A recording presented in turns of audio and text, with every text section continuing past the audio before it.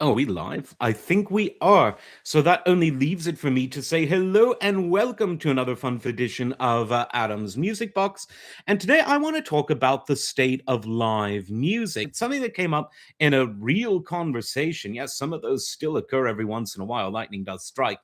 And I want to talk about the state of live music, how it relates to other forms of music delivery, music consumption, and musical performance, and how history is kind of sort of repeating, although not exactly. So, before we delve into the sort of meat of the issue, I want to give my obligatory, perfunctory history lesson about where live music came from. Because, before we had things like recorded music or self playing instruments, all music was live. And I know some people say musical boxes. You could argue that that was the first form of a self playing mechanical instrument before the player piano or the self playing organ. But, let's not split hairs. So, how did music begin? Well, music began as a form of entertainment, of both auto entertainment and communal entertainment. Now, what's auto entertainment? Well, that's just a stupid expression indicative of the fact that people would play music for their own entertainment, their own pleasure and joy. Now, that's not too hard to believe because if you see a guy, walking down the street with the thingies in his ears, he's playing that music not to entertain you, but to entertain and stimulate himself. If you saw a guy in 1988 with the boombox on his shoulder, he's doing it to entertain himself, but he's also doing it to entertain you. If you're not entertained by this man's favorite song that he's playing on the boombox, you could say that he is inflicting music on you. And of all the things you can be inflicted with, music is still probably the best thing. Now, long before the modern era, music was generally something that had nothing to do with the commercial economy. You had a barter system in the ancient times when music as we know it was coming together. Think the Bronze Age, for instance.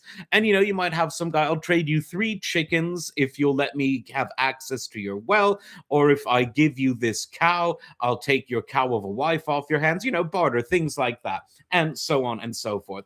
And as music became more sophisticated, along with society and the economy becoming more supposedly sophisticated, you eventually saw music diverge into two parts. On the one hand, you had folkish traditions, and this is going to be very important for our little conversation today. Now, what's folkish traditions? Well, the folkish traditions are the guy with the boombox, but 1,000 years ago. It's the man playing in the village square, the man playing at the pubs, the taverns, the saloons, etc., the agoras, all of the various places that you might find in a medieval place. And why were they playing this music? They were doing it to entertain those around them. And they weren't necessarily, they were in very few, hardly any cases, they weren't professionals. There was a guy with an instrument who thought, well, this will be fun because the guy at the pub will give me more mead and sack. Those are drinks, read your Shakespeare, than if I just sort of sit there complaining about the Tao. And so, hence, the folkish traditions became an intertwined part of the community, which existed not in the realm of true professionalism, but in the realm of voluntarism. And you could argue through barter. One song equals one of those pewter mugs with the big medieval handle of mead, and so forth and so on. On the other side, music was becoming professionalized, and this began in the liturgical world. First in the Roman Catholic Church, then Protestant churches. The Orthodox tradition was always sung. There were no instruments, and still aren't instruments, in the Orthodox Christian tradition. And so when we talk about instrumental music and the professionalization of music, that's why the emphasis is on Catholicism and later Catholicism and Protestantism. Bach, of course, being the most famous of the Lutheran composers, for instance, whose music permeated the secular world of music and still does to this day. Now, eventually, secular music derived in Europe from the liturgical music, and you would see composers composing music that was of a professional quality, and these were full time dedicated professionals making music for things that were non liturgical. Now, what were these? These were mainly occasions of the aristocracy, gentry, and state. So, why the term chamber music? It would have been played in the chamber of a great aristocratic property. party. And you would have state composers playing for the Prince of Venice or the King of Denmark, where there is much rot going on, allegedly. See, Shakespeare keeps popping into this. I don't know why. He liked music, I'm sure. That's his maybe. And so let's fast forward then to the mighty 19th century, where a lot changed, not just in music, but in the world. Modern nation states, as we really conceive of them today, came to be. The early internal combustion engine, the early forms of electricity. In fact, not even that early. Electricity in at least wealthy areas of the world was quite mature by the late 19th century. The modern factory, the modern urban layout, whether it was Haussmann in Paris or Chicago in the United States, those great cities that were either born, in the case of Chicago, in its modern sense, or reborn in its modern sense in the case of Paris. And music had a lot that changed in the 19th century as well. The main being secular music became professionalized like never before.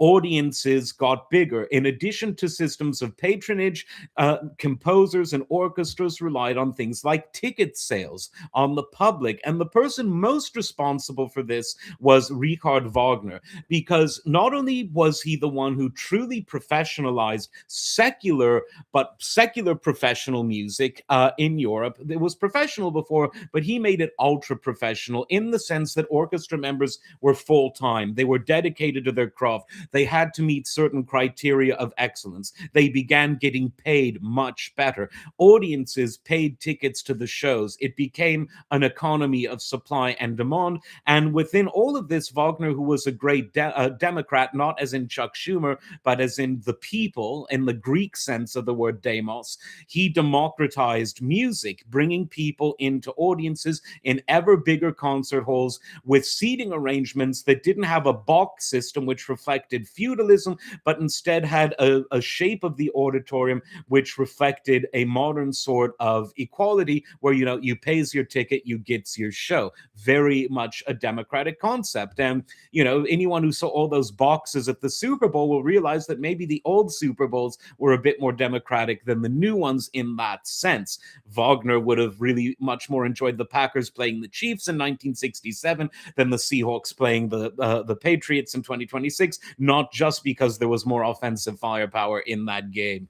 But be that as it may, something else happened in the 19th century that professionalized all forms of music, folk and classical.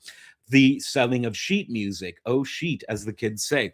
Sheet music became a huge industry in the 19th century. And people, when they talk about, the golden age of the record industry, this was prefigured by the golden age of the sheet music industry.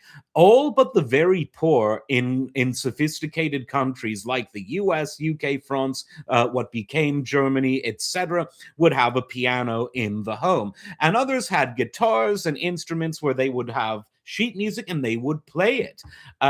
This was a huge thing, and the publishing industry in the music world became a very big thing. By the end of the 19th century, you get the boom in self-playing instruments, the player piano, the player organ, and then you also have recorded sound. By the 1920s, you not only have electronic recorded sound, but you have the boom in radio. And all of a sudden, the idea that you're only playing music to entertain yourself or others for a bit of booze goes out the window. Now it's a professionalized situation. So, what happened to folk music then? It became something else. It became pop music.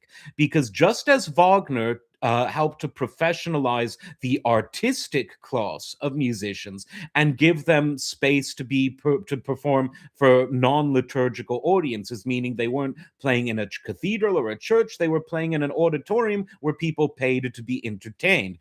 Folk music became pop music, and that musicians from outside of this classical world became professionalized. They became musically literate. They became business literate. They became ever more sophisticated in respect of both the compositions and the lyrics. And pop music was born from from the not the ashes, but from the outgrowth of folk music. We have pop music. And don't get me wrong, folk music didn't go away. Whenever there's a guy playing a guitar for pennies or for beer on a street corner, that is folk tradition. But the kind of music people were now paying attention to were mainly the songwriters. Um, and most of this took place in the United States. The ragtime movement on the instrumental side, and other pop music that was based on ragtime themes in the pop singing side of things, the song. And other genres dominated pop music over the years. Jazz based pop music was really big in the 20s all the way up through the early 60s. Think big bands, Glenn Miller, Benny Goodman. Think of the great singers of the classic pop era whose pop music was always tinged by jazz. Think Dean Martin, Frank Sinatra, Bing Crosby, people that were really from the jazz world but had pop success. People like Billie Holiday, Ella Fitzgerald.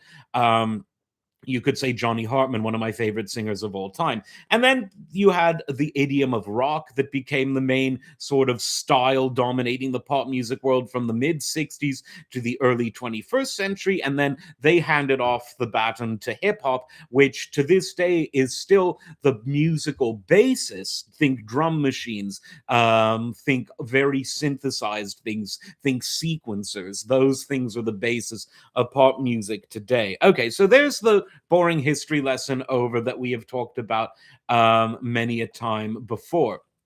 What about live music through all of this? Well, live music was the first kind of music, because even if you're just strumming a guitar to yourself for entertainment, that is live music. And live music is the original music. Why? Well, it's older than written music literacy itself. It's certainly older than the Edison cylinder, older than the compact disc, the long playing record, the magnetic tape, and your Spotify account. So, what is the state of live music today? Well, there's a bit of a contradiction going on. On the one hand, it's more important than ever for both business reasons and for sort of psychosocial reasons. Let's start with the business reasons first.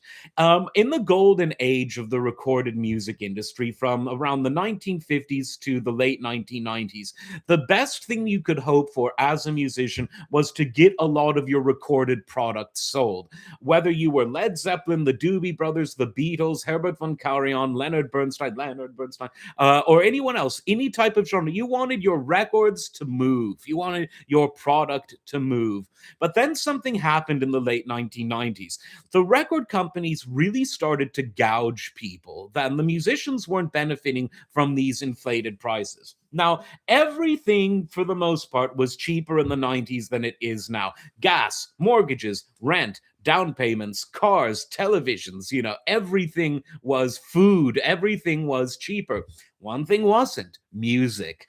The average compact disc by the late 1990s cost anywhere between $16 to $22 on average. And what does a CD cost today? A quarter of that, because some CDs are obviously still sold. I'm just talking about regular editions, not special editions. So the price of a physical medium for recorded music has gone down. And even though LPs had almost died off completely in the 90s, they too were more expensive than a regular old LP at record store day is today. And again, I'm not talking about the audiophile stuff or the special edition stuff. So they were gouging. The music industry was sort of having their way with their customers. And then came the internet. Ooh, spooky. And particularly a product called Napster, which allowed individuals to share music online through P2P transfer, person to person transfer. And this made music downloads effectively free for people. And after a few months, the amount of variety you had on Napster was way bigger than any local record shop. This destroyed the model that the music industry had been using, because even though what the music industry should have done, and I've said this before, they should have acquired Napster. They should have had a joint venture with Napster, because they should have seen this is the future, and if we buy their service, we'll find a way to make money from it later down the road. Instead, they sued it into oblivion, which just led to Napster clones popping up and up. Cat was out of the bag. And so enter Steve Jobs. Steve Jobs said, look, people will only return to buying music if one, it's much cheaper than it was in the 90s. You're never going to get a generation growing up on free music to pay 15 to 22 bucks for a single compact disc's length of music. So that bird had flown. Second, it needs to be ultra convenient because following Napster, a lot of the other P2P clones that arrived, there were a lot of computer viruses being transmitted on that, and so it needs to be safer and more convenient plus affordable. And so iTunes was born, $1 per song. The music industry objected; they had no choice. Steve Jobs also said you can't bundle everything by album. You will be able to sell albums, but you need to sell songs individually from albums. The music industry objected. Steve Jobs said you have no choice, and he was objectively right. He had them by the balls because of their own mistake that they made regarding Napster. Now, what does all of this have to do with live music? Well, it changed the business model for live music. No more was live music an opportunity for a large or medium sized artist, and I'm talking about their fame, not their girth, to go out there and promote something. Now, the live music was the only way they could really make solid money because you cannot download a live experience. Yes, virtual reality, augmented reality, but let's be honest, there really is no substitute for the live experience if that's what you want. And so the live experience and the merch sold during the live experience, high up on dopamine, I could really use that $50 Iron Maiden t shirt. But wait, there's this guy outside who probably doesn't have a green card selling it for less. Hey, I want the real thing. That's just the reality of life. That became the main staple, financially speaking, of the music industry. And that's where we are today. That's the business side. Now, what about the psychological side? Well, recorded music has become cheaper and cheaper. These days, few people are doing the Napster type of thing, but with Spotify for like what, 11, 12 bucks a month, you get all of the world's music and now in lossless quality.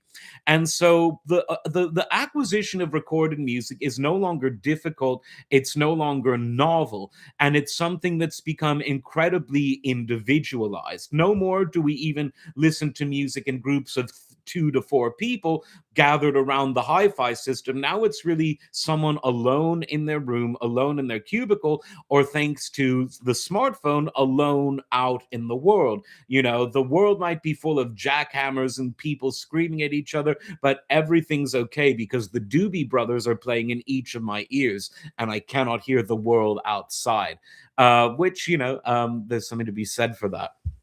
And so this has in many ways elevated the uniqueness of the live experience because the live music is the only place today where the musical experience is guaranteed to be interpersonal, unpredictable. It has sights, sounds, smells, to quote Rob Reiner from Spinal Tap.